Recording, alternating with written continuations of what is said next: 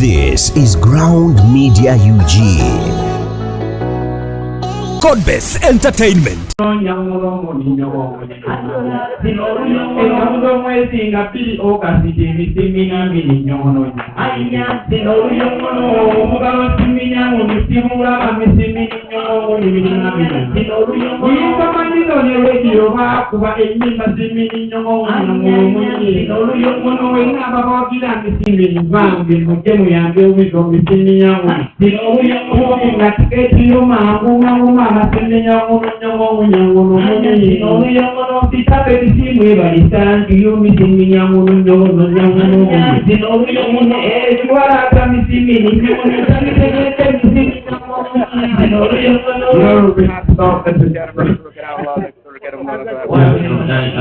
Let's get a original marquee. That's very much faithful, of course, we're getting a lot of people in a row.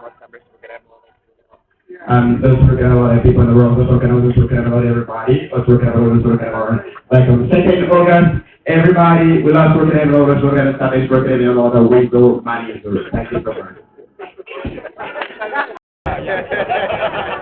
Yes, Ranange Amanya, Mr. Wisdomanizo, aka Mind of Douglas. I'm very so happy. I'm not going to master the software as well as first I will say, perfect. Big up on yourself, my name. Stop it! Stop it! Stop it! Yeah, Jara Poma Central is one new Central University. Europeans by Indibanange. Yeah. Europeans by Indibanange, Masamukisa, Americana, Uganda, Jose Camilo, Sijana Moyanza, and Western. If you come Western, why no Kunea, Zobata Kushoya? Europeans TV station party.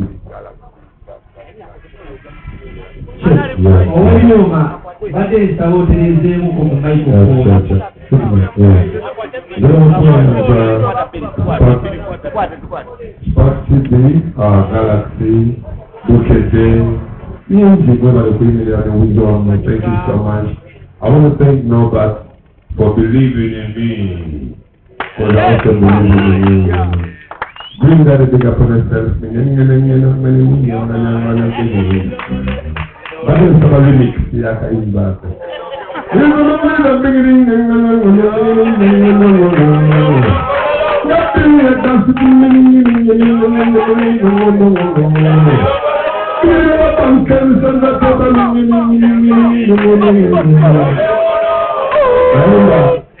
Ismail Shakogera man is very happy.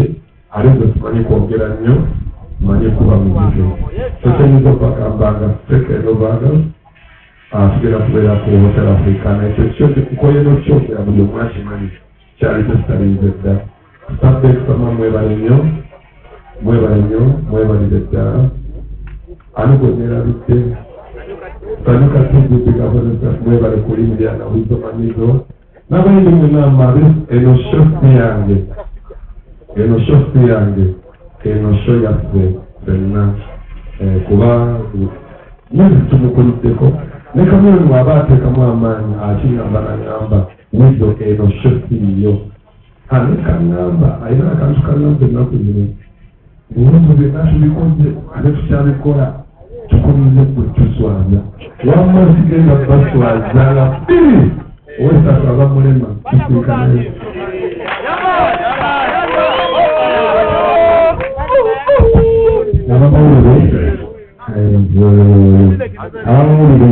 Tuwada tubasaba just ibibuzo bitatu then omuyigo tunaba tumaliriza wano tugenda kufuna yakava omukolo omugoka nga tugenda wali television waliwo namukisomo omuwabi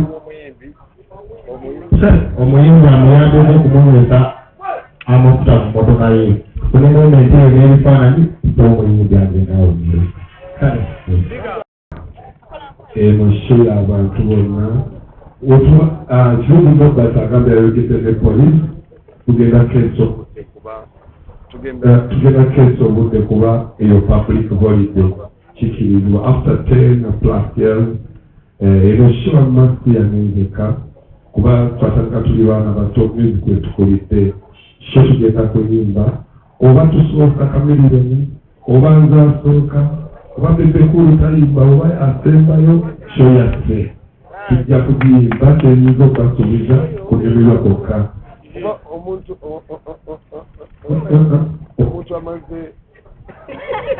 Omuntu amaze emyaka 10 nga tafuna concert ng'ayimba kuzabalala.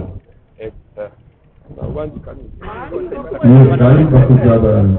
You expect the best from man. Good day as tubakolera concert. So things are waking up and in kola garbage. Expect the best of you.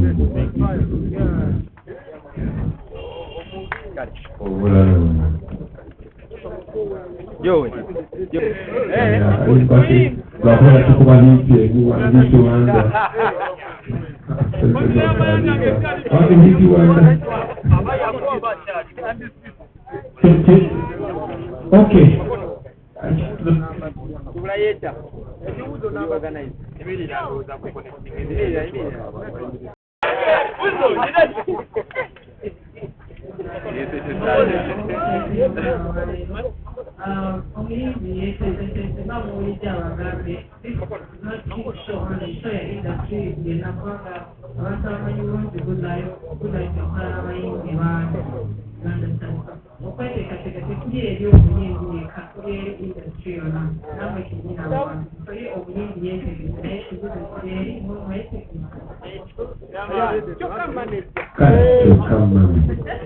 Mana Afrika, Joy, wasembayo.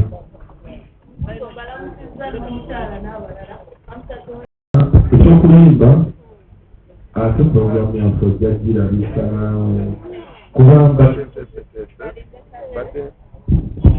badde nteeseteese nga waliwo tugenda okufuna interlude nga tuyimba nzeka nga Juliana asobola okujja n'ayimbamuko nange. Juliana n'avaayo Irene Namubiru najja ne tuyimba potential. Programu yaffe gyekeo omuntu alihandolinga bulungi mukategeke bulungi ebyasayindiya famire endala nonobosa omupromota biri ku mutwege alihandolinga bulungi omusigikola omuyinza abaweeko omuyinza agenda tuwamula nakayumba kamu tumulegere wali basabye abaproposation afune emotoka emu gyayambako okunyweesa amafuta tumuti tonabagenda waliwo muganda waffe Viper oyogera bulungi ne mukama wange yaseka mwagala obangi nange bakuba ekigo embasikuyeeko